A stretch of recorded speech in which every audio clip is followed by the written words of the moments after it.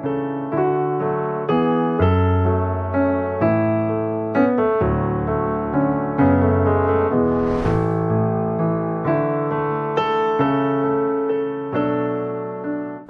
irmãos, a paz do Senhor. Tudo bem com vocês? Que a bênção do Senhor esteja sobre a vida de todos os que nos assistem. Eu sou o presbítero Josué Batista e você está conosco no canal Bereano Pentecostal. Um canal voltado para o estudo da Palavra de Deus e para o desenvolvimento da vida cristã. Aqui você encontra conteúdos diversos para a sua edificação espiritual. Por isso eu te convido a se inscrever no canal, a ativar o sininho das notificações para receber os nossos conteúdos. Também te peço para deixar seu like e ainda para compartilhar este vídeo com os seus irmãos, seus amigos, com os grupos da igreja e também para deixar um comentário neste vídeo. E nós estamos aqui semanalmente para fazer o estudo da lição da Escola Bíblica Dominical. Desta feita estaremos estudando a lição de número 10, que tem como título O Plano de Livramento e o Papel de Esther. Lembrando aos irmãos que estamos estudando as lições do terceiro trimestre das lições bíblicas da Escola Dominical, com o título O Deus que Governa o Mundo e Cuida da Família. Os ensinamentos divinos nos livros de Ruth e Esther para a nossa geração. E também, como os irmãos que já acompanham o nosso trabalho sabem, estamos sempre aqui para fazer este estudo com a participação, a colaboração de um mestre, de um professor, de alguém que é capacitado por Deus para este trabalho de ensino. E mais uma vez estamos aqui contando com a participação do nosso querido presbítero Felipe Nogueira, professor da Escola Bíblica Dominical aqui na nossa igreja sede da Assembleia de Deus, Templo Central, em Maracanaú. E eu quero pedir ao irmão Felipe para fazer a sua saudação inicial e logo depois estarei dando um recadinho e em seguida daremos início ao estudo da nossa lição. Amém. Eu gostaria de cumprimentar a todos os irmãos com a paz do Senhor, agradecer a Deus mais uma vez a oportunidade de estar aqui com o irmão Josué, agradecer o convite, né?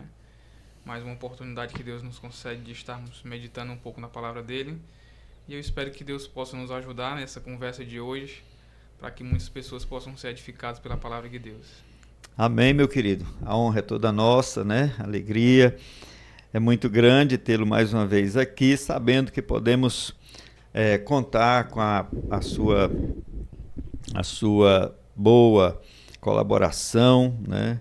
E desfrutar aqui dos seus conhecimentos, da sua experiência no estudo da palavra de Deus. Bom, Felipe, eu vou dar aqui uns recadinhos para os nossos irmãos, bem rapidinho, e logo em seguida vamos dar início ao estudo da nossa lição, porque os nossos irmãos aí devem estar ansiosos, né, para começar este estudo, para se debruçar sobre este assunto.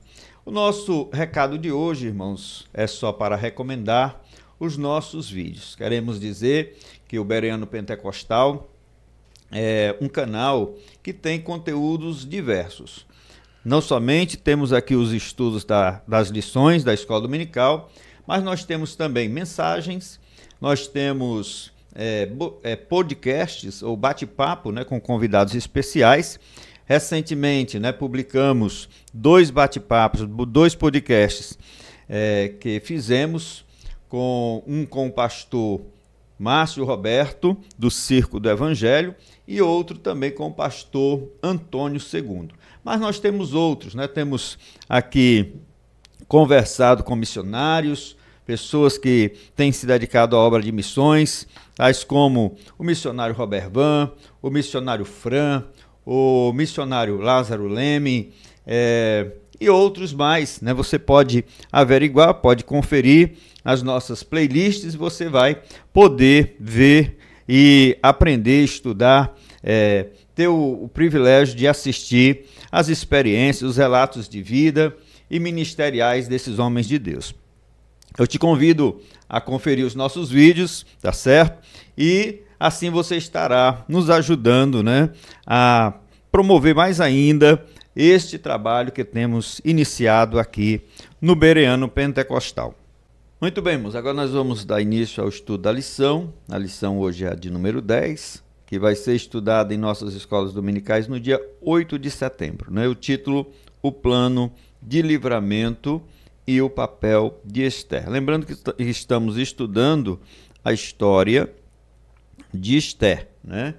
E já estamos aqui avançados na história, tá certo? Já estudamos quando ela foi coroada, escolhida como rainha, já estudamos, né, aquele plano do qual Mardoqueu informou ao rei, aquela conspiração contra o rei, já vimos também a ascensão de Amã, né?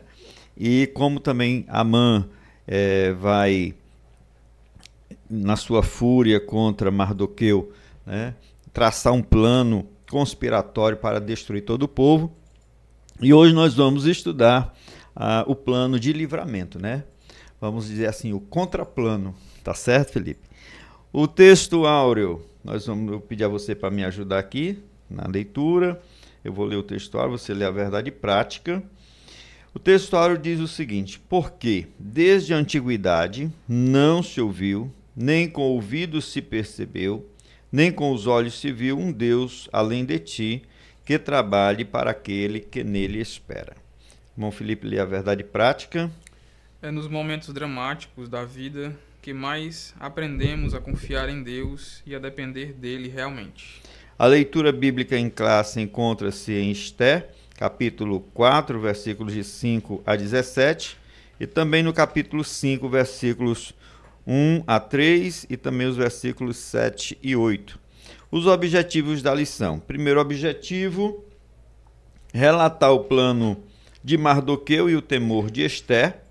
Irmão Felipe leu o segundo objetivo.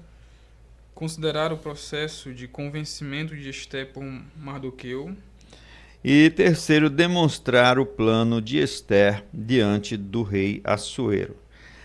A palavra-chave é livramento, tá certo? E agora nós vamos mergulhar através, né, dos pontos. Inicialmente, irmão Felipe, para a gente introduzir este estudo, eu quero perguntar qual é assim o foco desta lição, qual é, né, o propósito, sobre o que nós vamos estudar hoje. Pronto. Como o senhor acabou de falar, né, a lição passada encerrou com o plano, né, de Amã, aquela trama dele para destruir o povo de Israel, os judeus que viviam lá no Império Medo-Persa. Então a aula de hoje ela tem como propósito falar sobre como é que eles reagiram, né, quando receberam a notícia de que aquele plano daquele homem agora ia realmente entrar em execução. Então a aula vai falar um pouco sobre isso. E também a resposta deles, né, como o senhor falou, o contraplano, né, a ação que Mardoqueu tomou, porque a ação inicial ela parte de Mardoqueu, e também a ação de Esther, depois que ela é convencida ali pelo seu primo, a ação de Esther, que resultou no livramento dado por Deus aos judeus. Então, o propósito da nossa aula hoje é esse, é falar sobre como é que eles reagiram diante da notícia triste, muito que causou choro, lamento, mas também mostrar que eles não ficaram só chorando, que eles tomaram uma atitude, que eles agiram, né, e que Deus lhe deu livramento a eles através daquela ação que Mardoqueu teve e também Esther. Mais uma vez, a atitude de Mardoqueu, a iniciativa de Mardoqueu, né? Ele é uma figura ali sempre presente, né, na história. É interessante ver o papel dele, né? Nos bastidores, mas um papel muito importante, né, na história de Esther. Fundamental. Desde a criação dela, né? Porque ele cria ela era órfã, né? E ele cria, mesmo sendo um primo, ele cria como pai. Aí você vê toda a orientação, né, de preparar ela para levar para ser uma das moças apresentada ao rei. A questão da indicação dela, como ela deveria se portar no palácio, dela não revelar que era judia. é uma orientação de Mardoqueu. Então, realmente, ele tem um papel muito importante. O livramento do rei, né? É ele quem livra o rei ali diante se eu não me engano, é Bigtan e Teres, né? São os dois homens que vão armar para tentar matar o rei, e ele escuta e livra o rei. Então, ele realmente é uma figura central no livro de Esther. Verdade. E agora, nesse plano, é ele quem vai realmente, né, se mover para que haja uma reação por parte dos judeus e o livramento. O primeiro ponto ou tópico é o perigoso plano e o temor de Esther, né? O primeiro subponto ou subtópico é lamento, choro e compadecimento. Nossa questão é o que Mardoqueu fez quando soube do decreto, né? Qual foi a reação dele, como foi que ele agiu. Aí que eu quero que você nos traga esse esclarecimento. Pronto, como é que ele reagiu diante do decreto do rei, né?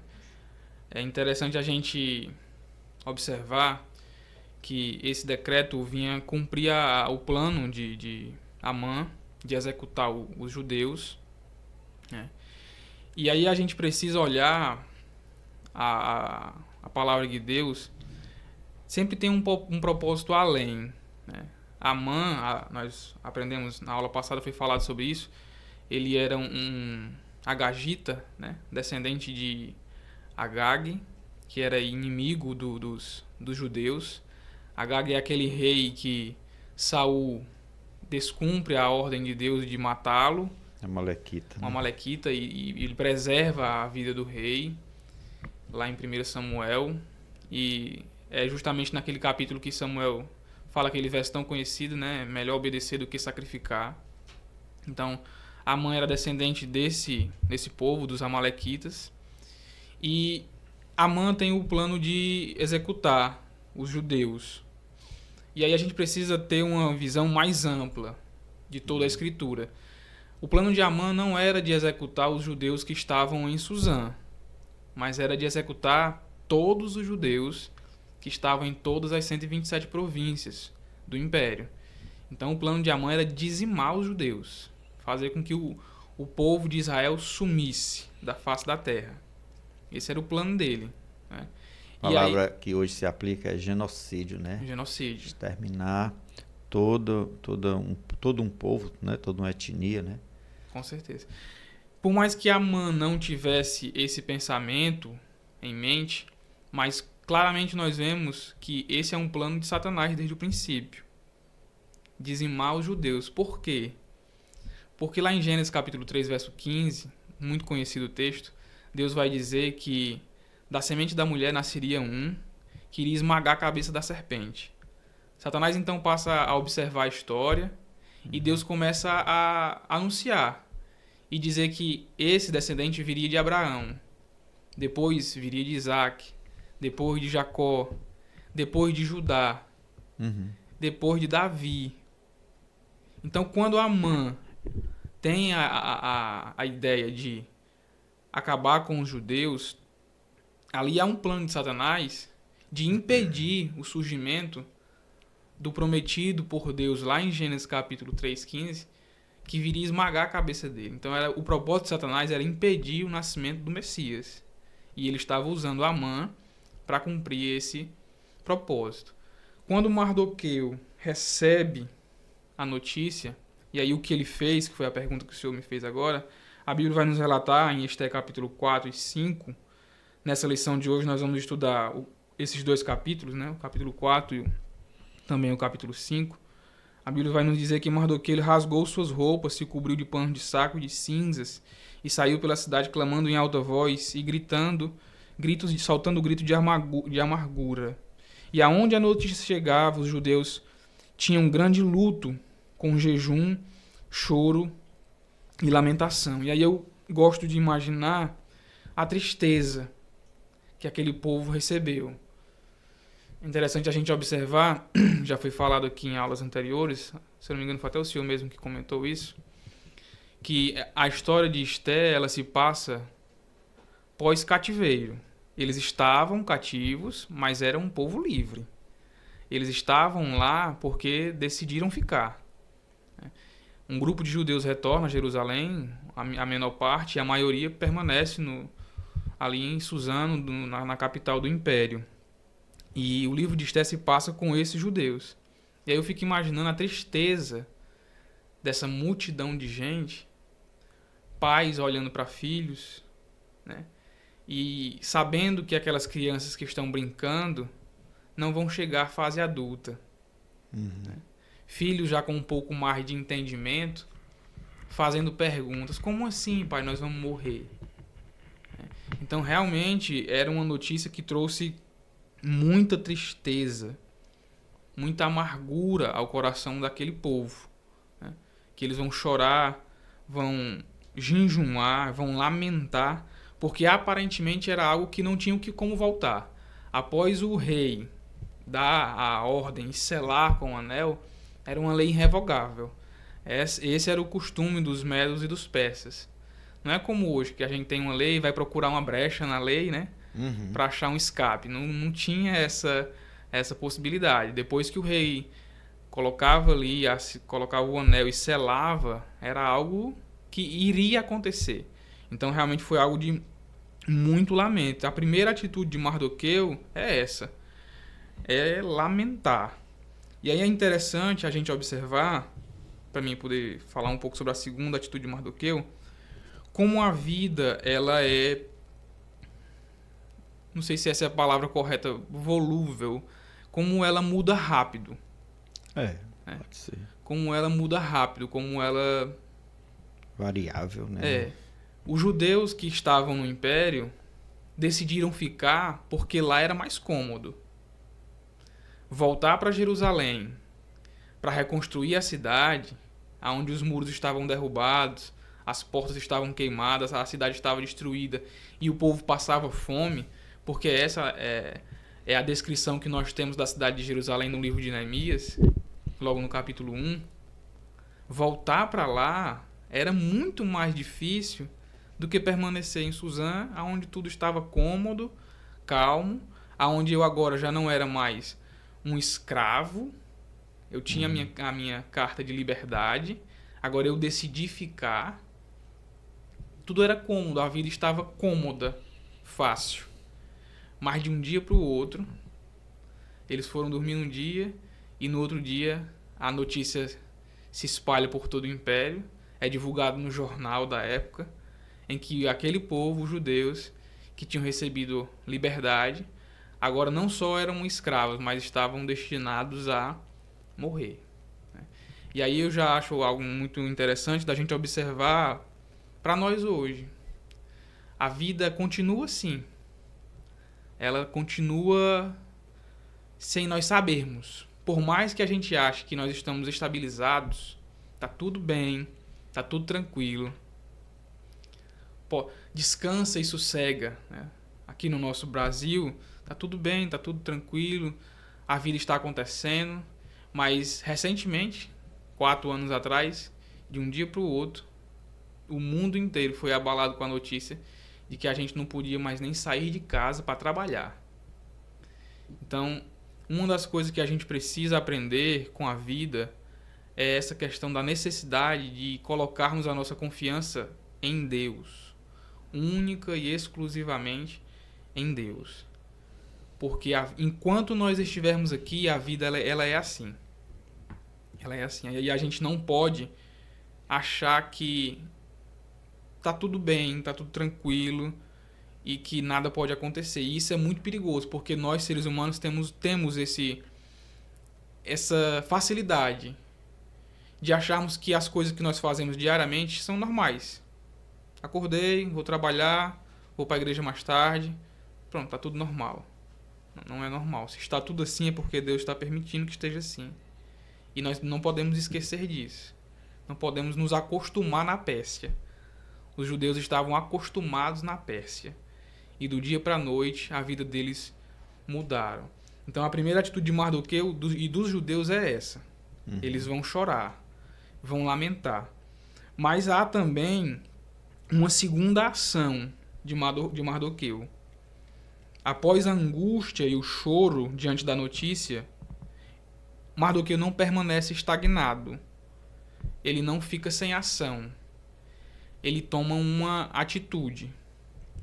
E aí é mais uma coisa que nós precisamos aprender com a história desse homem e dos judeus. A vida, ela tem dessas coisas. O dia mau, o dia da angústia. Aqui chegou para toda uma nação, para todo um povo. Mas às vezes chega para indivíduos. Quantas famílias não estão passando por luto hoje? Na minha casa está tudo bem, graças a Deus. Mas às vezes o meu vizinho, o meu irmão, está enlutado. O dia da angústia chegou para ele. Ele está chorando, ele está lamentando. E isso é normal. Nós precisamos aprender que passar pelo luto, passar pela angústia é normal. O que nós não podemos é permanecer nela. Mardoqueu não permanece na angústia. Ele está angustiado, ele está sofrendo, mas ele se levanta e ele toma uma ação. E a ação dele é procurar a única judia que poderia fazer algo. Tem uma frase num livro de um autor muito conhecido, C.S. Lewis, que ele diz assim: chorar é adequado em sua forma enquanto dura, mas cedo ou tarde você precisará parar, e então precisará decidir o que fazer. Foi isso que aconteceu com Mardoqueu. Ele chorou, ele lamentou, os judeus choraram, mas chegou uma hora que ele precisou parar. Porque se ele não parasse, nada seria resolvido. Eles iriam passar um ano chorando, aguardando a data da morte. Então chorar é necessário, mas chega uma hora que é necessário parar e decidir o que fazer. Então essas são as duas atitudes de Mardoqueu. A primeira, ele chora, ele lamenta, ele sente o peso, mas depois ele toma uma atitude. Ele procura fazer algo para se livrar daquela notícia, daquele mal que aparentemente era irreversível. Muito bem, Felipe. Agora, eu só queria complementar aqui, né, que Mardoqueu, depois de saber daquela grave notícia, que ele ficou realmente profundamente abalado, e como você disse, ele, né, chorou, lamentou. O texto descreve que ele, né, sai gritando pela cidade, né? Até porque não era mais segredo, né? Não era mais segredo, o decreto estava publicado. É tanto que ele pega uma cópia, né, do decreto e manda entregar a Esther, né, através daquele mensageiro, daquele eunuco que ficava a serviço dela. E mais uma coisa que ele fez, como ele não podia se comunicar diretamente com Esther, mas ele foi para a porta do palácio, né, para que ela visse ele. Para que alguém levasse a notícia, né, de que ele estava naquele estado, né, de lamúria, de lamentação. Os judeus, eles têm uma questão interessante que, assim, de saber fazer o lamento, né? A maneira de lamentar. A maneira de lamentar. A gente vê isso, né, nos salmos. Eles... A gente parece que tem, assim, uma certa... não sei o que é... A gente não gosta de demonstrar publicamente o nosso sofrimento, né? Eles não têm essa dificuldade. Não tem, Eles se expressam com ações, né? Com atitudes, né? E a gente guarda muito ali para... Rasgavam as roupas, né? No caso deles, não sei se hoje eles ainda fazem assim, mas eles rasgavam as roupas, punham cinza sobre a cabeça, aí choravam mesmo, pranteavam e diziam palavras, né?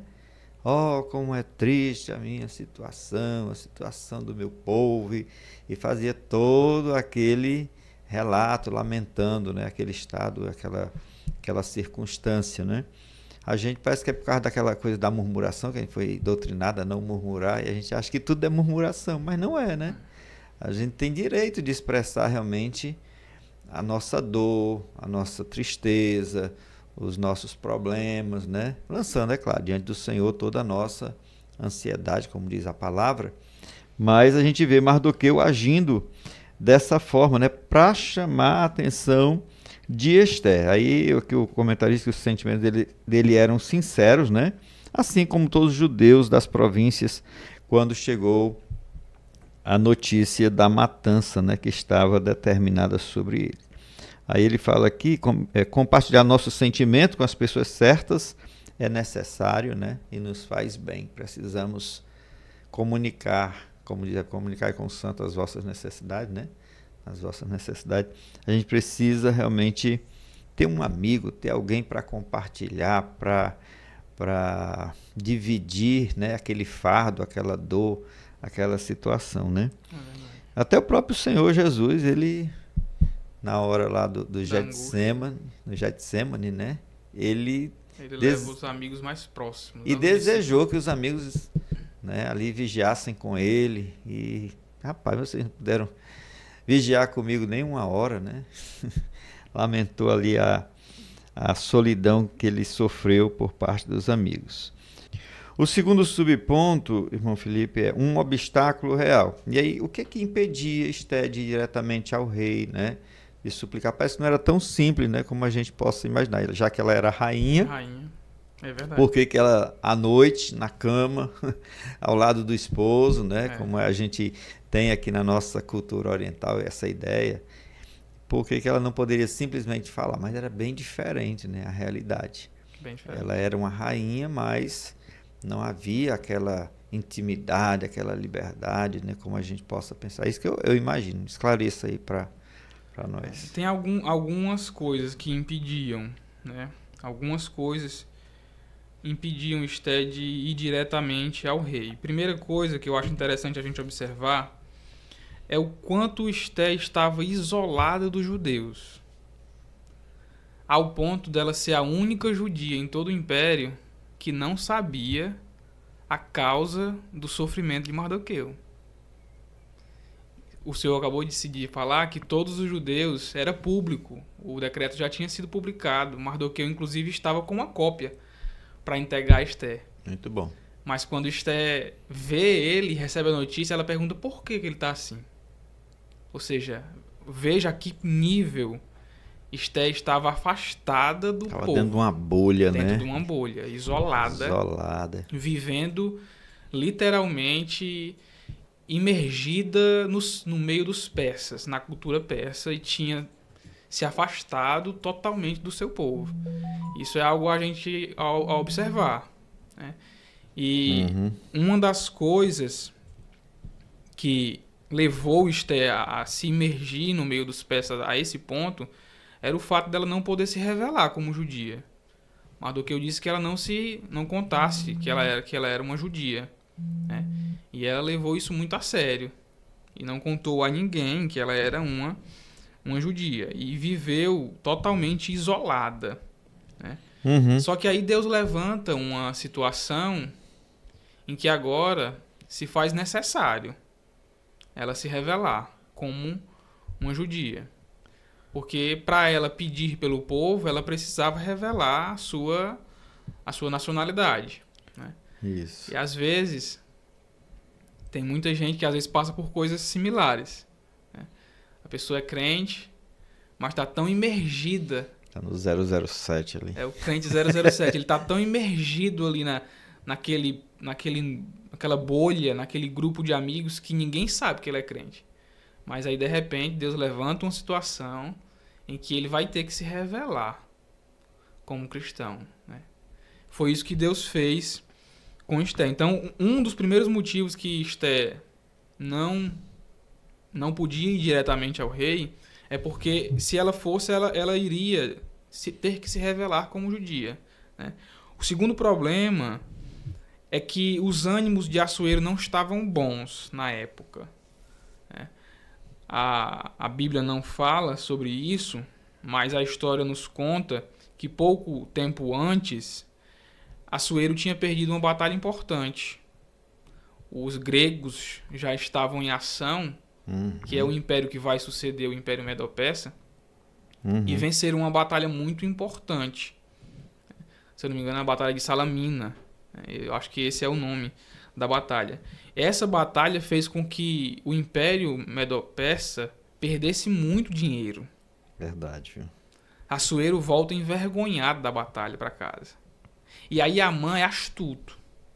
Porque se nós voltarmos para o capítulo 3, Amã faz o plano, e quando ele leva ao rei o plano dele, ele toca em duas coisas sensíveis a Assuero. Primeiro é o orgulho. Ele diz assim, ó, tem um povo no meio do império que não obedece às tuas leis, que não te respeitam. Assuero tinha acabado de perder uma batalha para um grupo de pessoas que não respeitava ele como rei. E agora Amã levanta, coloca uma pulga atrás da orelha dele e diz, ó, no nosso meio tem um povo que não te respeita. Quem é esse povo que não me respeita? Então, toda a raiva que ele estava dos gregos, agora ele quer jogar nesse grupo de pessoas que não respeita ele. Tanto é que você vai ver que Assuero em nenhum momento vai atrás de saber nada. Não é. Que rei toma uma atitude dessa sem ter consciência daquela lei tão grave? Ele não vai procurar saber nada. Inclusive, Felipe, se eu interromper aqui só para fazer uma observação, eu assim até ponderei que Assuero antes, né, ele sempre tinha sido muito criterioso nas suas decisões, né, tinha se aconselhado, tinha procurado os conselheiros reais. O que devia fazer com Vasti, né? Pronto, né? E teve aquele outro caso também que foi, acho que foi da conspiração, foi uma outra situação que agora não me vem a memória aqui. Ele também novamente quis agir dentro da legalidade, dentro da lei, né? E agora quando é para exterminar todo um povo, ele age como precipitadamente. Quem é? Pega aqui o selo real. Mas aí você imagina, né? Amã foi astuto, porque ele sabia da realidade do império naquele momento, né? Que Assuero estava com o orgulho ferido. E aí ele levanta duas coisas centrais. Primeiro é o orgulho.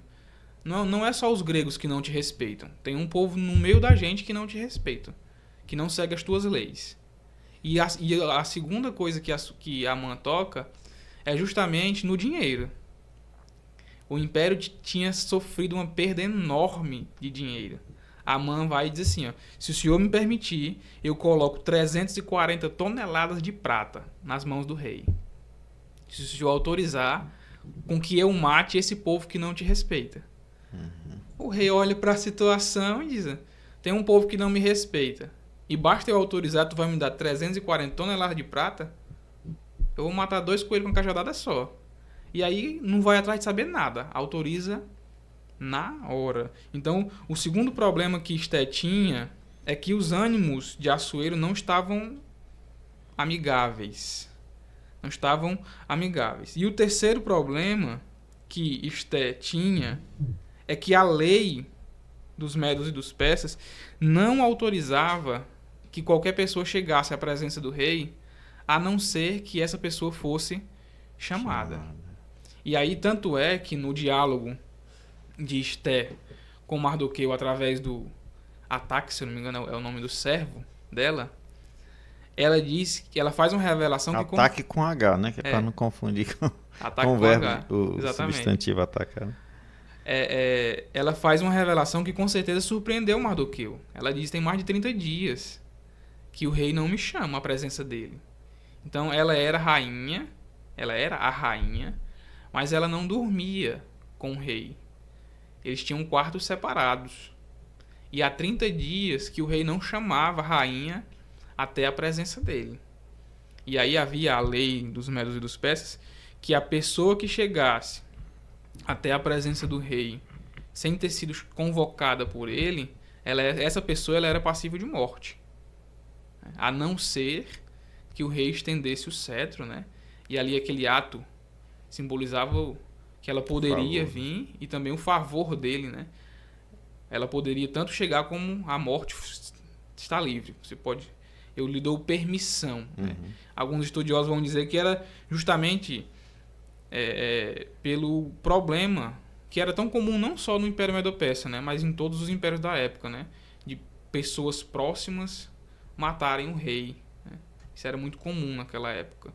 Então alguns vão dizer que o rei como forma de se proteger, e o de Assuero realmente nós temos base para isso, tendo em vista os servos dele próximos que planejaram matar ele, né? E Mardoqueu... Parece que ele foi morto depois, futuramente, assim, né? Exatamente. É o que a história relata, né? Que um dos servos próximos a ele é quem mata Assuero futuramente.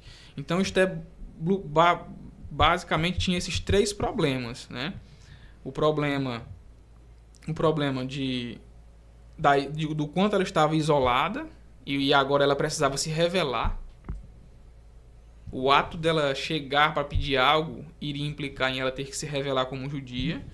Depois, o problema de que os ânimos de Assuero não estavam bons e Amã estava prometendo dinheiro a ele. E o problema dela, há mais de 30 dias, não ser convocada pelo rei para chegar na presença dele. Então, não era fácil a situação de Esther. É verdade.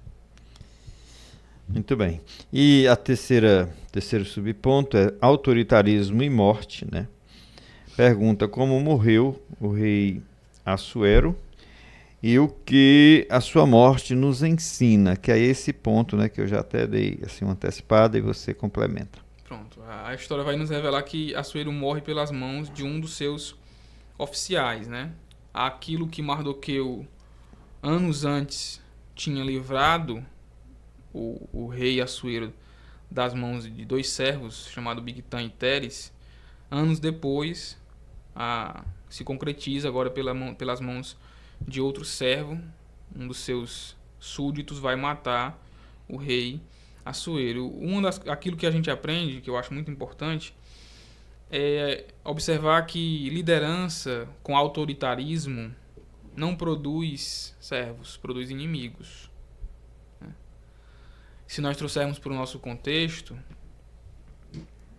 nós somos líderes, né? Líderes da nossa casa, líderes da nossa família. Existem líderes de igreja, líderes de departamento, vários tipos de líderes. E se tem uma coisa que não é base para a liderança, é autoritarismo. Às vezes tem muita gente que lidera, principalmente os seus lares, com autoritarismo. E o autoritarismo, ele não produz respeito, ele produz medo. Quem tem medo pode não fazer algo na nossa frente, mas quando a gente não está, faz. Já o respeito, não. Então, o autoritarismo, ele não é base para a liderança. Irmão Felipe, e o que é base para a liderança? Biblicamente falando, a base para a liderança é o amor. Porque o amor, ele leva a sacrifício e exemplo. Há dois extremos totalmente opostos em relação a líderes. Assuero era um líder autoritário. O povo se sacrificava pelo império e Assuero não dava nenhum exemplo. Não tinha nenhum exemplo. O capítulo 1 de Esther mostra isso. Aquela festa de 6 meses, depois a maneira que ele quis expor Vasti publicamente. Então Assuero não tinha exemplo de nada, mas os seus servos tinham que se sacrificar pelo império. E o outro oposto é o exemplo de Cristo. Cristo é o Senhor que lidera amando, e ele, antes de pedir algum sacrifício, ele se sacrifica por aqueles a quem ele ama. E como é que ele se sacrifica? Dando o exemplo. Então, eu acho que nós precisamos aprender muito, principalmente com a liderança das nossas casas. Nós precisamos liderar nossos lares com amor. A nossa revista fala sobre o Deus que governa o mundo e cuida das famílias. E Deus colocou pessoas para cuidar das famílias. Líderes, sacerdotes, cabeças dos lares, são os homens. E o que Deus quer de nós como homens é que nós tenhamos uma liderança que tenha como base o amor, o sacrifício e o exemplo, e nunca o autoritarismo. Muito bem. Só assim, trazendo mais uma informação, é que os reis naquela época eles tinham até os seus provadores reais, né? De alimentos, de bebidas, né? Primeiro o servo bebia, provava comida, esperava ver se não caía morto, né? É verdade. Depois porque muitas vezes eram mortos envenenados, né?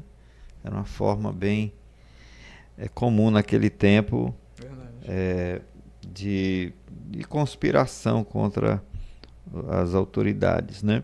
Muito bem, irmão Felipe, a sinopse do primeiro ponto nos diz: não era simples ir ao palácio e interceder ao rei pelo povo judeu. Aí vamos para o segundo ponto, Mardoqueu convence Ester. Primeiro subponto, confiando na providência divina, né? Aqui no texto, né, Mardoqueu vai usar essa expressão: socorro e livramento de outra parte virá, certo? E o que é que ele quis dizer com isso, né? Diante da recusa, diante da resposta de Ester, não nem da recusa, mas da resposta de Ester, da sua impossibilidade de interceder pelo povo.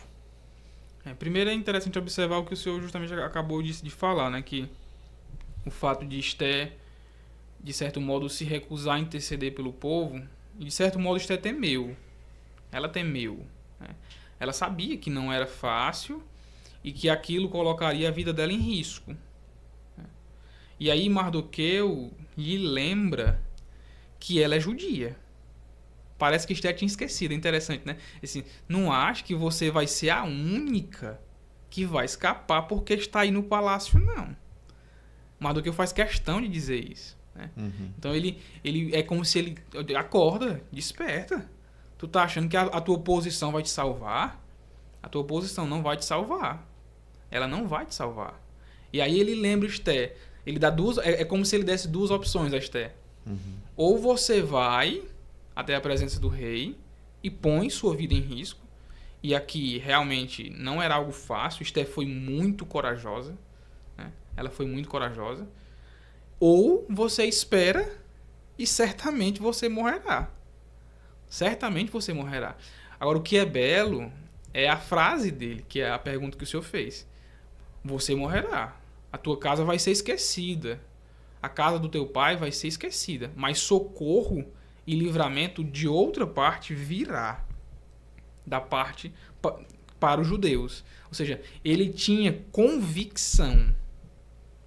Mardoqueu não tinha dúvidas que os judeus seriam livres daquela provação. Isso é interessante da gente observar. Mas ele diz que havia uma responsabilidade que pesava sobre Ester. Quem sabe não foi para isso que tu foi colocada aí. Então, ele tinha uma visão muito clara das coisas. Uma visão muito clara das coisas. Ester passa por esse conflito, porque não é uma decisão fácil a se tomar. E agora, o que é que eu faço? Né? Eu vou à presença do rei, ponho minha vida em risco, ou confio na posição que tenho e que serei livre. Né? Uhum. E aí Ester, é interessante que Ester toma a atitude e vai até a presença do rei sem saber o que aconteceria com ela. Ela não sabia o que aconteceria com ela. Ela poderia morrer, o rei poderia... Os ânimos não estavam bons, manda matar a rainha, levanta outra. Ele tinha com certeza um harém bem amplo de mulheres, tanto é que fazia 30 dias que ele não procurava a rainha. O rei não estava só nesses 30 dias, ele estava acompanhado de várias mulheres do seu harém. Né? Uhum. Então, o que fazer? Ela não sabia o que iria acontecer com ela. Anos depois, se levanta outra pessoa, um homem chamado Jesus, e ele também vai a um palácio, o palácio do Pôncio Pilatos. Só que Jesus, diferente de Ester, que não sabia o que iria acontecer, ele sabia exatamente o que iria acontecer com ele. Ele sabia que não sairia do palácio de Pôncio Pilatos com a liberdade de vida. Ele tinha certeza que entraria no palácio e que de lá ele sairia para ser crucificado. Mas o que é muito bonito da gente observar em Jesus é que, apesar da angústia que ele passou, como Ester também passou, a Bíblia vai nos dizer que a angústia dele foi tão grande que ele chegou a suar sangue. A minha alma está profundamente angustiada, ele diz aos discípulos, e pede a Deus que afaste dele aquele cálice.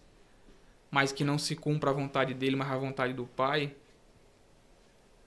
ele não foge do palácio.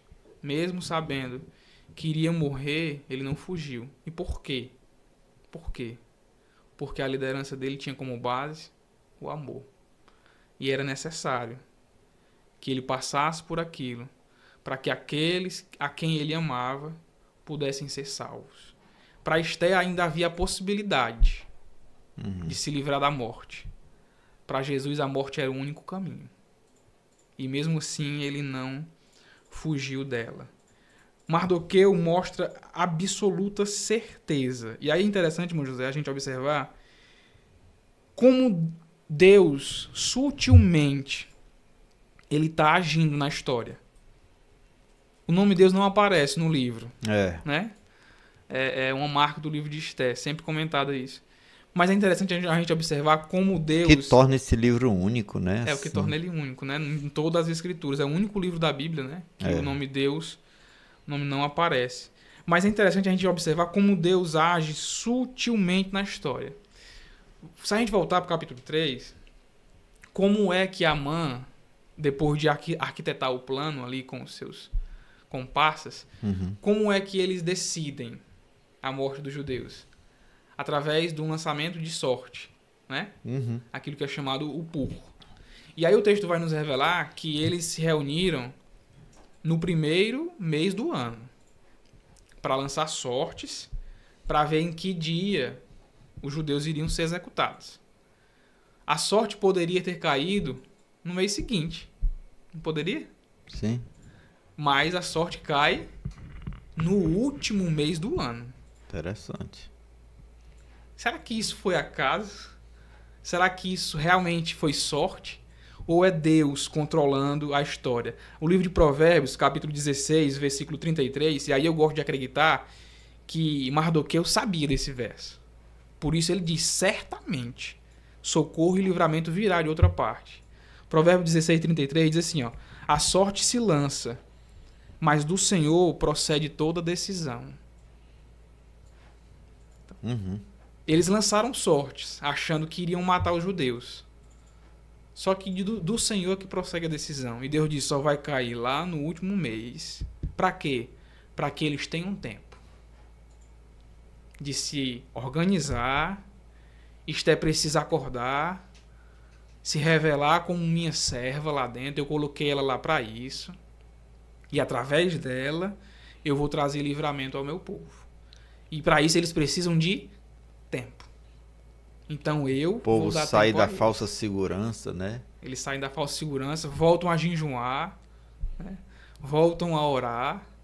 Com certeza muitos judeus estavam acostumados ali, não tinham mais aquela... Porque se tem uma coisa que nós, seres humanos, falhamos, é nisso. Quando está tudo bem, parece que a gente esquece de Deus, né? Eu estava até ministrando uma aula na nossa igreja, e o pastor estava presente, e eu comentei... Pastor João Gonçalves. E eu comentei, será que é fácil a gente orar e jejuar 3 dias e 3 noites, sem comer e sem beber? Né? Aí o pastor citou, é fácil, quando a nossa vida está em risco. Né? Passar 3 dias e sem comer e sem beber, eu tenho certeza que para muitos irmãos que estão ouvindo a gente, não é fácil. 3 dias sem comer e sem beber. Nem meio-dia, né? Tem gente que não aguenta meio-dia, né? O corpo começa a sentir dor de cabeça, a sentir mal-estar. Aí você imagina 3 dias, né? Mas é como o nosso pastor disse. Quando a gente está no momento do aperto, é verdade, aí realmente a gente se torna fácil. Né? Então, Deus nos sacode, né, Felipe? Assim, a gente sai da inércia, né? Da dormência espiritual, e aquele versículo, acorda tu que dormes, desperta ó tu que dormes, né? A pessoa vai ter que se mover, fazer o que for preciso ser feito, né? Então eu gosto de acreditar nisso. Mardoqueu tinha certeza, socorro e livramento virá de outra parte. Por que Mardoqueu tinha certeza? Porque ele confiava em Deus. Ele deve ter olhado, nós temos 1 ano aí. E isso não é acaso, não existe acaso para Deus. O mundo é que acredita em sorte, né? Em azar. em macumba, em feitiçaria. Para crente não existe nada disso. O que existe é um Deus que governa a história e que cuida daqueles a quem ele ama. E Mardoqueu tinha tanta certeza disso que ele disse: socorro e livramento vai vir. Se não for da tua parte, vai vir de outro canto. Mas quem sabe não foi para isso que Deus te colocou aí. Glória a Deus. Maravilhoso. Essa expressão aí também, socorro e livramento, da outra parte virá. Eu penso assim que Mardoqueu, ele pensou antes, né? Talvez durante esse processo, as várias possibilidades de como Deus resolveria essa questão. Como você disse, ele tinha convicção de que ia haver um livramento, né? Que Deus não ia deixar o seu povo ter chegado até aquele ponto da história para ser exterminado, né? Então ele tinha certeza. Mas quais as formas, os modos, os métodos que Deus usaria, né? Ele via em Esté uma grande possibilidade, mas não era a única. Ele não estava preso só a Esté. Então essa expressão demonstra que ele sabia que poderia haver outras formas. Ele não sabia como, mas... E até me lembrei de uma orientação, um texto que eu li, algo assim, sobre a gente fazer um exercício, né, diante de algumas circunstâncias que a gente passa na vida e que a gente precisa de uma solução da parte de Deus, é que a gente pode exercitar nossa fé, né, pensando nas várias formas que Deus pode resolver aquele problema, né? Rapaz, Deus pode, por exemplo, é uma questão de dificuldade financeira, de desemprego, Deus pode abrir uma porta, né? Eu assisti um documentário aí, ficou muito famoso agora na internet, da fé não fingida, né? Muito bom. De uma irmã que contou que o cachorro trouxe o dinheiro na boca, né?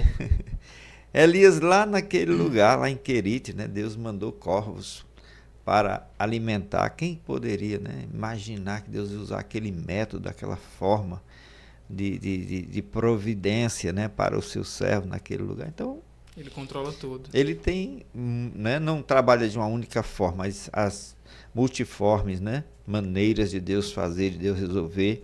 O importante é a gente não descrer, né? O primeiro ponto já estudamos, o primeiro subponto. Agora o segundo: primeiro Deus, depois o homem. Convencida de que precisaria agir, né, o que Esté decidiu fazer primeiro e o que ela ordenou também a Mardoqueu e aos judeus, o que ela orientou. Aí os planos ali dela, né? Bom, então vou fazer assim.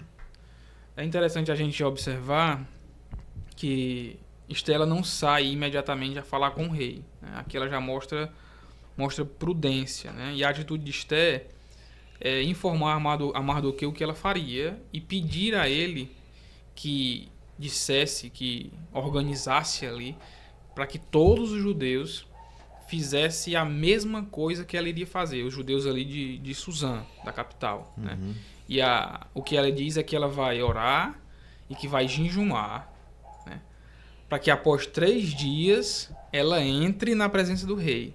Tanto é que aí ela vai e mostra realmente coragem, né? Ela diz: após os 3 dias eu entrarei na presença do rei. Se eu viver, viverei. Se eu tiver de morrer, eu vou morrer. Mas após os 3 dias eu vou entrar na presença do rei. E aí Esté vai orar. E aí é interessante a gente observar o poder da oração. Que às vezes a Bíblia fala que a oração ela pode muito, né? Ela tem muito poder em seus efeitos. Mas parece que a gente, por ser tão normal, né? Como assim a oração tem poder? Como assim numa situação de vida ou morte, basta eu orar que tudo pode se resolver? E parece que as pessoas às vezes não têm fé, não acreditam que realmente a oração tem poder, né? Eu vi uma história muito interessante na internet semana passada, semana retrasada, não estou lembrado, justamente sobre a questão da oração, a importância da oração. Um pastor, para ilustrar, ele contou que um homem estava na porta da Casa Branca dos Estados Unidos, chorando bastante. E aí chega uma criança e pergunta por que ele estava chorando, né?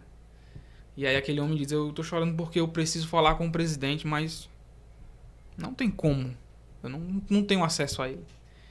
E aí aquela criança pega ele pela mão, vai até o portão da Casa Branca, abre o portão, ele passa pelos guardas, entra no prédio, transita em todo o prédio, chega na porta do gabinete do presidente, abre a porta do gabinete, fecha a porta, entra com o homem, vai até a mesa do presidente e diz, pai, esse homem estava chorando lá fora porque quer falar com o senhor.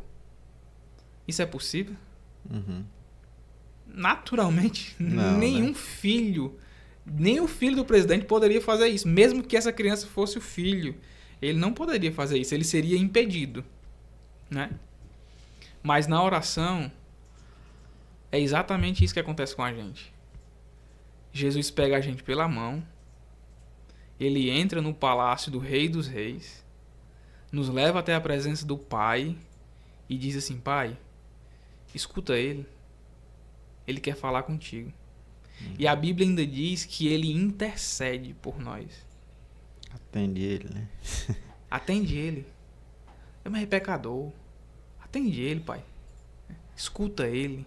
E a Bíblia é tão interessante que a Bíblia diz assim, José, lá no Salmo 116, verso 12, a Bíblia diz assim, ó, eu amo o Senhor porque ele ouviu a minha voz e as minhas orações.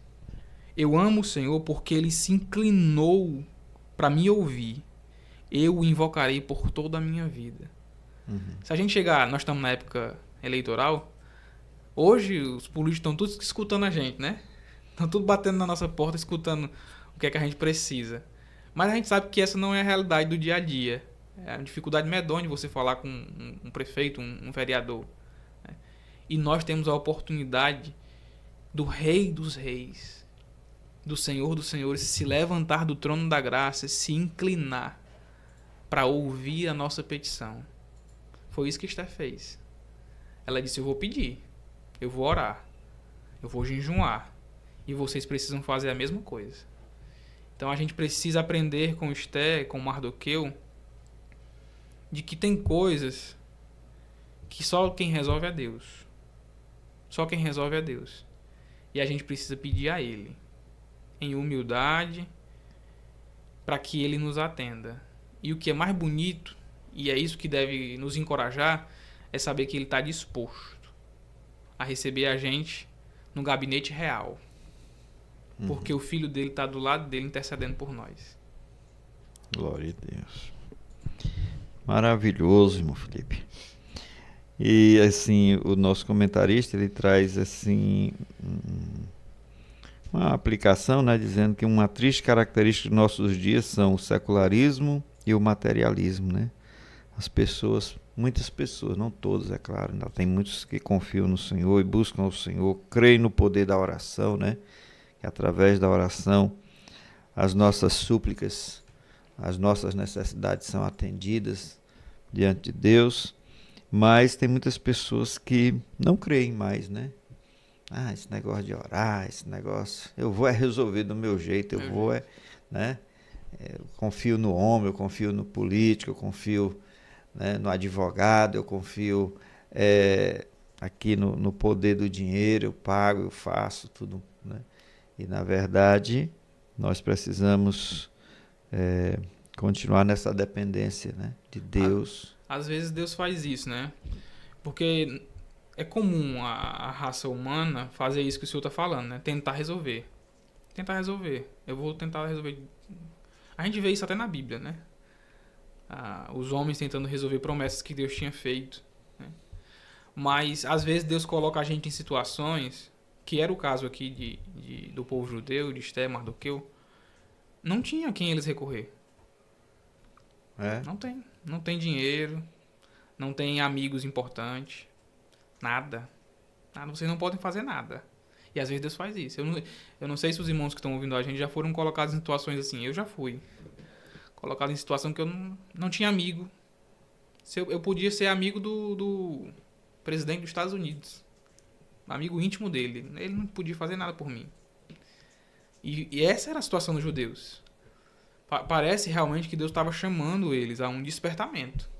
Vocês precisam... Dependam de mim, vocês estão muito confortáveis no meio da Pérsia. Tem muito crente confortável na Pérsia de hoje. Tá muito bom, tá tudo bem, tá tudo calmo, tá tudo tranquilo. Aí de vez em quando Deus... Até por amor, né? Por amor a nós, porque aquele texto lá de Romanos 8:28, né? Muito claro, todas as coisas contribuem, elas cooperam, elas concorrem, né? Para o bem dos que amam a Deus. E quando o inimigo traça um plano desse, ou alguém traça um plano contra um servo de Deus, aquilo pode parecer um mal, e é um mal, né? Realmente, porque intenta destruir, intenta eliminar e tudo mais, porém, aquilo tem um efeito também positivo.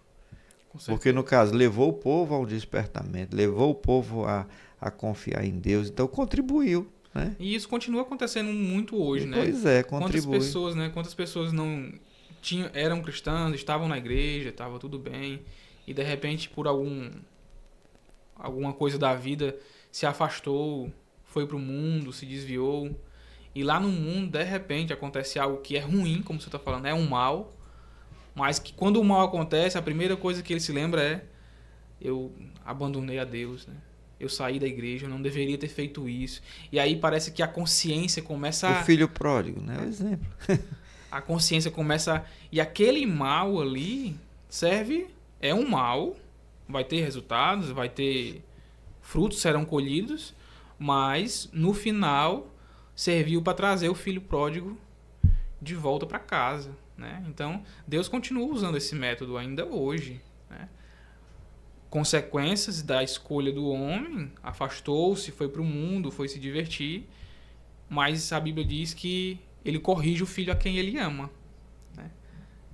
Então, a Bíblia chega a dizer que se nós não estamos sendo corrigidos, aí é que nós devemos nos preocupar. É verdade. Né? Glória a Deus. Tem tanta coisa para dizer, né, rapaz? A gente vai... Aqui o Espírito Santo vai nos enchendo e a gente vai ficando até alegres, né, na presença do Senhor. Terceiro subponto é: confiar em Deus não é tentá-lo, né? E aí a gente tem aqui que fazer esse contraponto, né? Porque nós vemos que Esté teve uma atitude de altruísmo, né? Ou seja, deixou de pensar em si, na sua segurança, né? Como disse Paulo, né? Não teve a sua vida por preciosa naquele momento, tá certo? Também é uma atitude de fé, ela foi na confiança, né, de que Deus poderia agir ali, mas ela também agiu com prudência, né? Agiu com prudência, foi, como quem diz assim, comendo a sopa pelas beiradas, né? Procurando evitar assim, algo pior. E aí eu queria saber o que essa atitude dela tem a nos ensinar, né? Como a gente pode aplicar isso. A questão da prudência de Esté vai ser muito falado no terceiro ponto, né? O que a gente pode falar aqui no finalzinho desse ponto 2 é interessante observar o quanto Esté foi corajosa, como o senhor falou, altruísta, né? Porque quando ela recebe a notícia, né, e é colocada a par do que estava acontecendo e resiste inicialmente, e Mardoqueu manda a segunda: tu não acha que porque tu tá aí tu vai escapar, não, tu vai se livrar, não. Mas Esté poderia ter respondido a ele duramente, né? Quem tu tá pensando que é, rapaz? Tu tá falando com a rainha. Ela poderia ter se firmado e confiado na posição que ela tinha. Mardoqueu tava dizendo que ela não ia resistir, que ela também iria perecer. Mas ela poderia dizer: eu sou a rainha, o rei não vai fazer isso comigo, não. Ele pode matar todo mundo, mas eu sou a rainha. Quem é que vai dizer que eu sou judia? Ninguém sabe. Posso continuar calado aqui na minha, né? Mas não, ela realmente parece que as palavras de Mardoqueu penetrou ali no coração dela, que ela toma aquele choque de realidade e decide agir. E o que é interessante, que mostra a coragem dela, ela diz o que vai fazer, não como nós já falamos, que ela vai orar, vai jejuar durante 3 dias e 3 noites. Nem ela, nem os seus servos irão comer e nem beber. E os judeus também deveriam fazer a mesma coisa. Mas em nenhum momento a Bíblia nos fala que Deus respondeu, Esther. Deus disse, vai que eu serei contigo. Como disse para vários reis. Uhum. Eu devo ir à guerra? Vai porque eu serei contigo. Para Esther ele não disse. Ele se calou. E aí? O que fazer quando Deus se cala? Será que isso realmente é certo? É interessante a gente pensar nisso, porque às vezes nós queremos fazer tudo. Nós, quando oramos a Deus, às vezes nós temos 2 tipos de ação. Perguntar a Deus o que fazer e perguntar se devo fazer. Né? Eu devo fazer isso? Será que tá certo isso? Como é que eu devo fazer? Agora, como é que eu ajo quando Deus se cala? Porque no caso de Esther, Deus se calou. Deus não respondeu. Uhum. Aí vem a questão, o que eu estou fazendo é certo? Esther tinha convicção, aquilo era o certo. Eu estou abrindo mão da minha vida, o rei pode me matar, mas o que eu estou fazendo é o certo. Eu vou pedir pelo meu povo. E mesmo diante daquela situação difícil para ela, ela se põe em oração, 3 dias orando e jejuando, e Deus não responde nada. E aí ela tem que cumprir o que ela disse a Mardoqueu. Depois do 3º dia, eu vou entrar na presença do rei, e se eu tiver que morrer, eu morrerei. E Esther se levanta e vai até a presença do rei. E aí o ponto 3 nós vamos falar mais sobre o que aconteceu quando ela encontra o rei e Amã. Muito bem. A sinopse do segundo ponto é: antes de se dirigir ao rei, Esther conclamou um jejum pela causa. O terceiro ponto é o plano.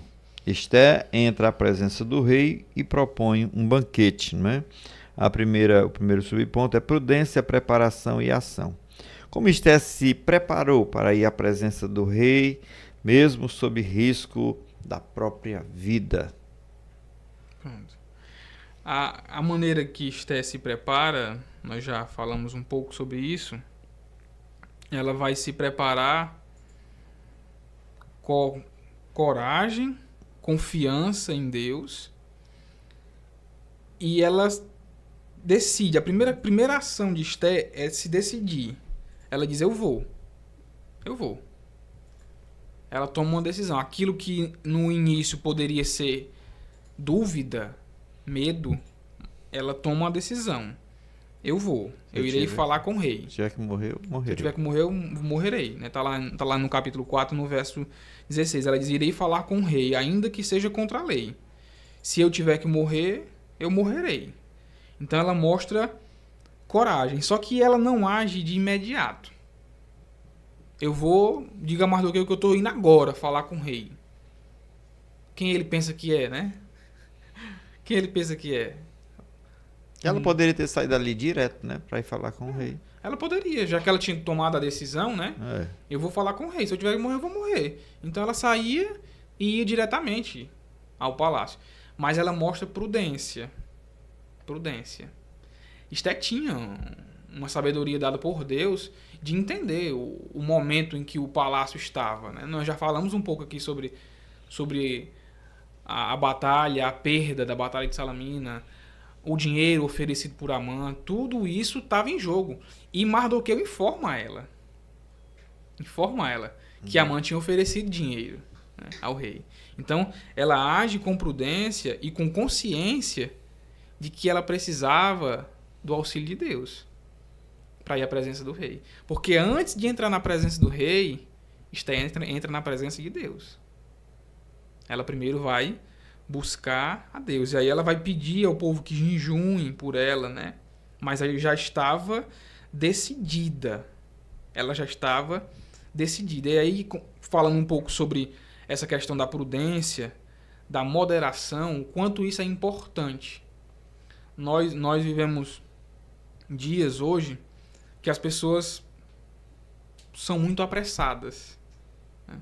Se tem uma coisa que caracteriza os nossos dias, é a pressa. Imediatismo, né? O imediatismo. A gente não sabe esperar. Tem gente que perde o sono quando tem algo para resolver, né? E não consegue dormir porque não resolveu. Aquilo tira o sono dele, né? Esther não. Esther, ela não agiu assim. Ela foi prudente. Ela foi paciente, né? A gente vê tanto isso, principalmente as pessoas tomando atitudes tolas e apressadas, né? As redes sociais é uma prova muito clara disso, né? Surge uma notícia aí na rede social, todo mundo, a primeira coisa que faz é julgar. E aí já vão comentar, né? Ah, não averigua. Culpado, né? Inocente, sem averiguar nada. Quantas pessoas não dão opiniões tolas de assuntos que não conhecem, que não têm entendimento do assunto, base para aquilo, mas fala como se fosse doutor da lei, né?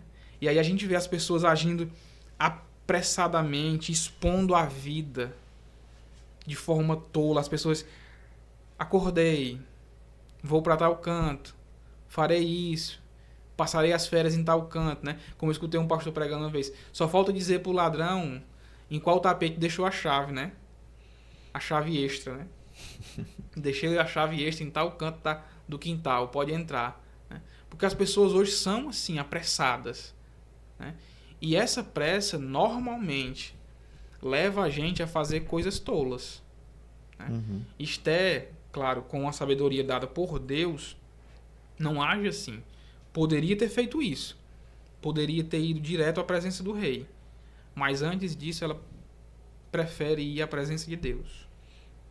Então essa é a primeira ação de Esther. Ela vai à presença de Deus, orar, jejuar durante 3 dias, sabendo que para ela entrar na presença do rei e sair de lá com vida, só se Deus fizesse algo por ela.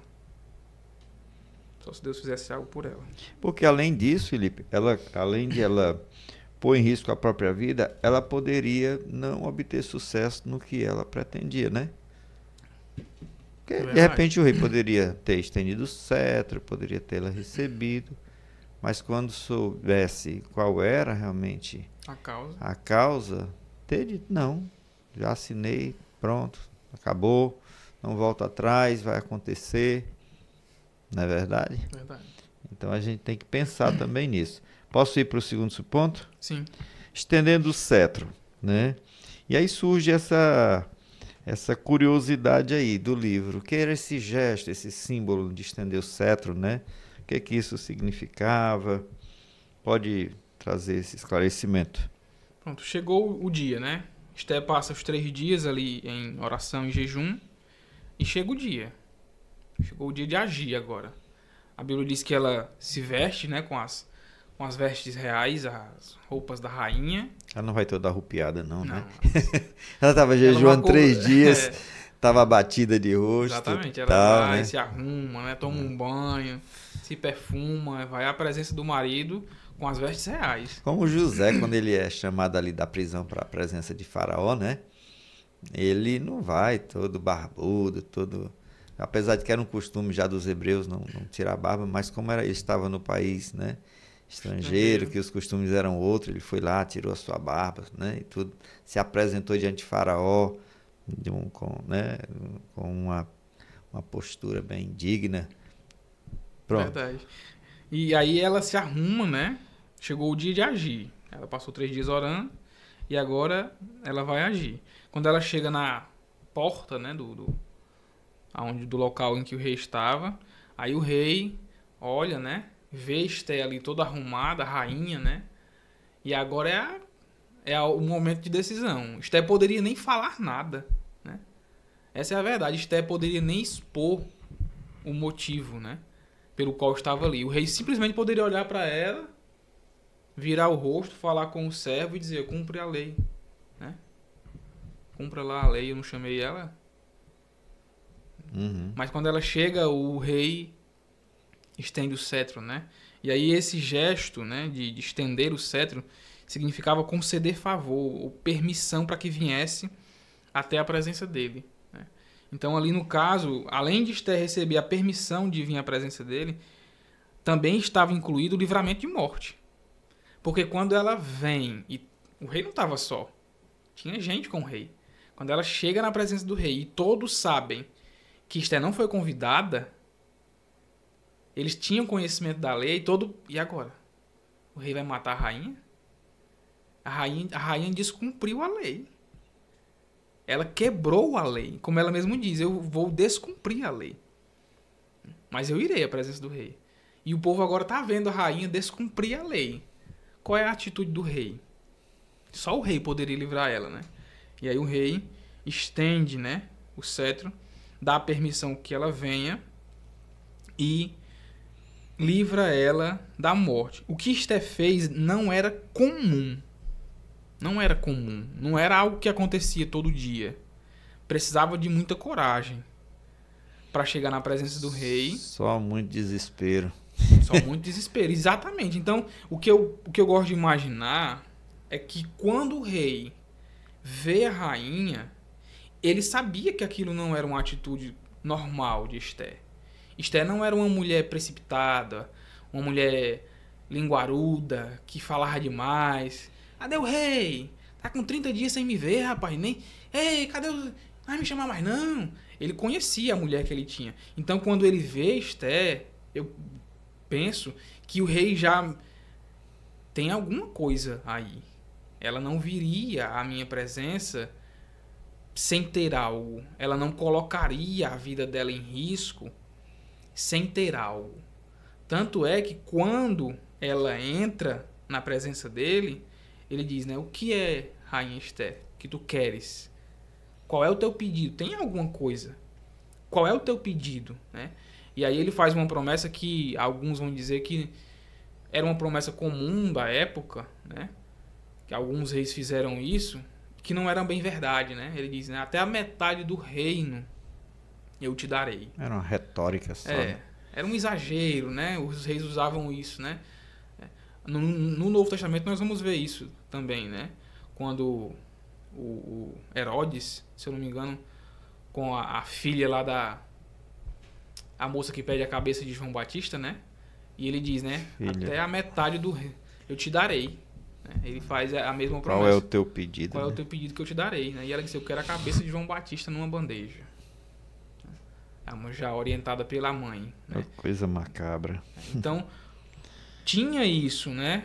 Esther toma a atitude de coragem, o rei livra ela da morte, mas o rei percebe que tinha alguma coisa ali. Né? Então, toda a ação de Esther, nós vemos a prudência. A prudência. Nós não vamos entrar no banquete. Ainda, né? Isso é assunto para a próxima aula, né? Como é que ela lida nesse banquete, mas nós vamos ver que Esther continua prudente. Uhum. Porque ela poderia, quando tô livre da morte, o medo de Esther era, eu vou morrer ou eu vou viver? O rei estende o cetro. Pronto. Descansou. Tô livre da morte. Alívio. Tô 3 dias orando e jejuando para isso. Tirou uma tonelada das minhas costas. Eu tô viva. E além disso, o rei ainda diz assim, o que te incomoda? Qual é o teu pedido? Até a metade do reino eu te darei. Glória a Deus. Né? Aí, se fosse uma mulher apressada, ela poderia dizer, olha aí, Deus me dando certeza da vitória. Né? Aí ela poderia dizer, o que está acontecendo é isso. Só que, mais uma vez, que é o finalzinho da aula, Esther vai agir com prudência. Interessante. Ela vai criar um suspense, né? Deixa o rei todo curioso. Foi inteligente. Eu acho que além da prudência, ela foi capciosa, né? Inteligente. Em sintonia com Deus, pergunta, ao ser recebida na sala do trono do rei Assuero, ou Xerxes, né? Esther não contou logo o motivo da sua visita. E aí a pergunta é, que foi ali? Foi uma direção divina? O que aconteceu? E o título aqui é Em Sintonia com Deus. Você pode deixar isso de forma mais clara? Mais uma vez, ela quando o rei oferece, né, o que é que você quer, né? Até metade do reino eu te darei. Esté mostra essa prudência na resposta dela. Na resposta dela. Se ela fala logo de imediato o que estava acontecendo, ela sabia que colocaria o rei numa situação difícil. Ela sabia disso. Por que ela colocaria o rei numa situação difícil? Pelo menos por 4 motivos. O primeiro motivo era, se ela diz ao rei o que realmente estava incomodando ela, além dela ter acabado de quebrar uma lei e o rei ter livrado ela da morte, ela estaria pedindo ao rei que ele revertesse uma lei irreversível. Era a ordem, era outra lei dos Medos e do Persa. Depois que eles lacravam ali, não tinha mais o que fazer. Não tinha mais como agir.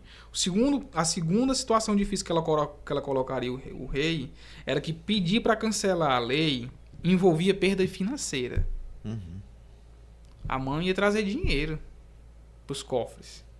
O rei estava precisando de dinheiro. Né? O terceiro problema que ela colocaria o rei é que a palavra do rei, depois de ser selada, se ele voltasse atrás, que homem é esse? Que rei é esse? Que lacrou, que colocou lá o sinete, lacrou a lei e agora está voltando atrás. Como é que nós podemos confiar num rei desse? Né? Hoje, as pessoas, às vezes a gente fala isso, as pessoas não entendem o peso da palavra. Né? Mas a palavra valia muito. Hoje em dia que as pessoas... Palavra de rei, né? Tem essa expressão, né? Palavra de rei. A antiga, bem há 20, 40 anos atrás, as pessoas não tinham... Hoje é que tudo precisa estar no papel, assinado, né? Autenticado. Para que... Não, tá aqui, você não pode voltar atrás não, tá aqui, ó. Porque as pessoas perderam a palavra, né? O rei não. Então, depois que o rei falava, ela ia colocar o rei numa situação muito complicada. E o outro problema é que o rei não sabia que ela era judia. E ela ia se expor publicamente. Então, vamos lá. Esther conta de imediato qual o problema dela. Ela estava se expondo, trazendo uma revelação que o rei não sabia, publicamente, que ela era judia. Ele não sabia. Ela ia contar isso a ele em público, porque tinha muitas pessoas com ele lá. E estaria colocando todo o império numa situação complicada. De quebra de lei, quebra de palavra e perda de dinheiro. A situação não era fácil. Então, Esther, como é que ela age? Ela mostra prudência. Prudência. E aí ela vai e diz ao rei, ó, o que é que tu queres, né? Até a metade do reino eu te darei. E aí ela diz, eu quero que o Senhor venha e participe de um jantar, de uma festa. De um banquete. De um banquete que eu tenho preparado para o Senhor, meu rei, e para Amã. Essa é a atitude Estratégia de Esther. Ela usa as palavras corretas. E aí, nós não vamos poder entrar muito nisso, porque é o assunto da próxima aula. Né? Não dá spoiler. Mas só para mim encerrar com essa questão que o senhor falou, de sintonia, né? Da sintonia com Deus, a prudência, a paciência, ela é algo que precisa ser exercitado por nós. É algo que Deus quer que a gente faça. E nós precisamos aprender com o exemplo de Esther. Ela foi paciente. Ela foi prudente. Quantas vezes, irmão José, nós não vemos as pessoas, como nós já comentamos um pouco sobre isso, tão agoniadas, tão desesperadas para resolver um problema, né, um problema que surge, que tentam resolver, às vezes, via internet, né, via mensagem, via áudio, via vídeos. E aquilo que deveria ser resolvido, às vezes, se torna até agravado. porque você fala o que não deveria falar de cabeça quente, né? Você expõe o que não deveria expor, e agora aquela mensagem que foi enviada, aquele vídeo que foi enviado, o outro recebeu, o outro compartilhou, o outro espalhou, e tudo que deveria ser resolvido com calma e com prudência, agora tomou uma proporção gigantesca. Nos nossos dias, muito maior do que de Esther. Quantas pessoas não poderiam resolver algo dessa maneira que nós estamos aqui, frente a frente, conversando, mas simplesmente porque não tiveram a paciência e a prudência de falar no momento correto, de conversar, de usar as palavras corretas, tornaram tudo pior. E às vezes tem gente que até se vangloria disso. Eu sou assim mesmo, eu falo quando eu quero falar. Eu falo na cara. Na né? lata. Eu falo na cara, eu digo mesmo, né? E o que a Bíblia nos ensina é exatamente o oposto. Tem dois textos da Bíblia que eu acho muito interessante citar aqui, e com certeza Esther vivenciou isso, para a gente encerrar. Provérbios 25, verso 11, é muito conhecido esse texto, diz assim: como maçãs de ouro em bandejas de prata, assim é a palavra dita a seu tempo. Uhum. Se Esther diz tudo que ela disse posteriormente, ali, no primeiro encontro com o rei, tinha botado tudo a perder, talvez. ela poderia botar tudo a perder. Ela estava falando o correto, o certo, mas no momento errado. E nós precisamos aprender isso. Ah, mas o que eu estou falando é a verdade. É a verdade. Mas a verdade precisa ser dita no momento certo. Às vezes a gente precisa se calar para ouvir o outro falando a mentira, para que no momento certo, no momento exato, a gente use a verdade, diga a verdade. Né? Outro texto que eu acho muito interessante, esse é um texto bem menos conhecido, está na última epístola de João, nos versos 13 e 14, João escreve a Gaio, e ele diz assim, ó: muitas coisas, Gaio, né, eu tinha para lhe escrever, mas não quis fazê-lo com tinta e pena, pois espero vê-lo brevemente, e então nós conversaremos pessoalmente. Bom. Foi isso que Esther fez. Ela não expôs o rei publicamente. O assunto que eu tenho para falar é muito sério. Eu não vou expor o rei publicamente. Eu vou chamar ele para um jantar pessoal. Quem? Eu, ele Só os interessados e a mãe. Só os interessados na história. Então, às vezes, a gente precisa aprender isso. Nem tudo todos precisam saber. Esse é um dos grandes mal das redes sociais. As pessoas não precisam saber tudo. Às vezes, as coisas só cabem aos interessados. Né? Meu amigo, que coisa boa que nós tivemos aqui hoje, viu? Maravilhoso. Vamos encerrar aqui o terceiro ponto com a sinopse que diz: Esther teve prudência, preparou-se e agiu para se dirigir ao rei. Felipe, faça aí a sua conclusão, né? Suas considerações finais, e aí nós vamos já partir aqui para a finalização do nosso estudo. Amém. Eu gostaria de agradecer mais uma vez a Deus, né? A oportunidade de estar aqui mais uma vez com o Senhor, né? Nesse trabalho. Que Deus possa continuar abençoando como já tem feito, né? Para mim é motivo de alegria poder ajudar, poder participar com o Senhor aqui. O Senhor que tanto tem me ajudado também, né? Aqui na nossa igreja. Então eu gostaria de agradecer a Deus, agradecer ao Senhor a oportunidade e pedir aos irmãos, né, que leiam o livro de Esther. Verdade. Né? É uma das coisas que eu sempre tenho falado nas igrejas que eu vou, né?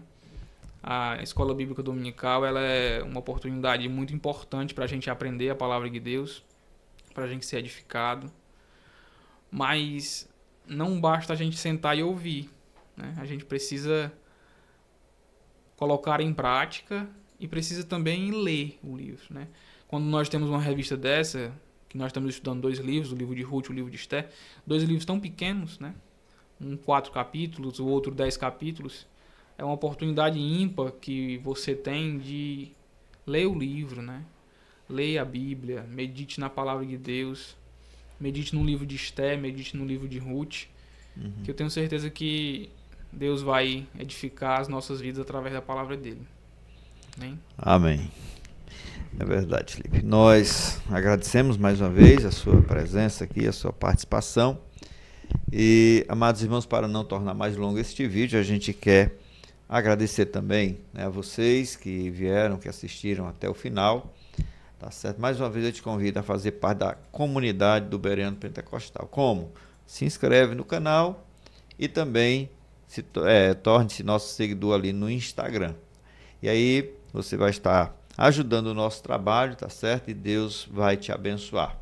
Que Deus te abençoe, Deus abençoe o André, Deus abençoe a vocês, Deus esteja conosco. E até uma próxima em nome de Jesus.